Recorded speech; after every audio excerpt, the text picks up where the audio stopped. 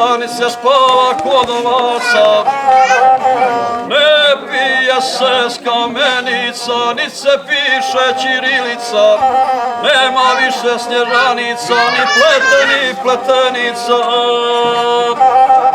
Niti igara kao prije, ni zdravica svatovskije. Nema prela, ni sjela, ni suknenog odijela. Niti momci klipa dižu, ni solila ovce ližu.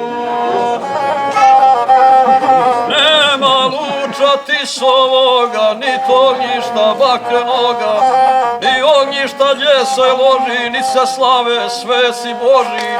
I ne vata kolo više, niti ko s perom piše. Ne vjeruje niko Boga, ni priziva bližnjeg svoga. Ne poste se časni postidni, na kona dojdu gosti. Nema slave doli baše, nitko goloklju se jaše. Ni se krpe obuvaju, ni torovi preturaju. Ni svatovski konji vežu, ni čaktari odliježu. Nema hljeva ispod sača, ni suklenog pokrivača. Ni šarene ima torbe, ni tavana iznad sobe.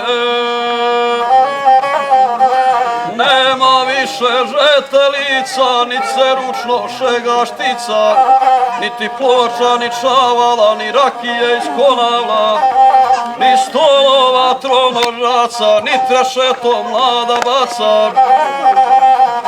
Nema više nakončeta, niti selo ima kmeta, niti kladja, niti slopa, ni na krsloj slavi popa. Niti igara starinski je, niti iko prsten krije. Niti više mlade dvore, ni ustajucih zore. Nema šindre na krovove, niti krsta na grobove. Ništa nije ko ranije, sve to mutna voda krije.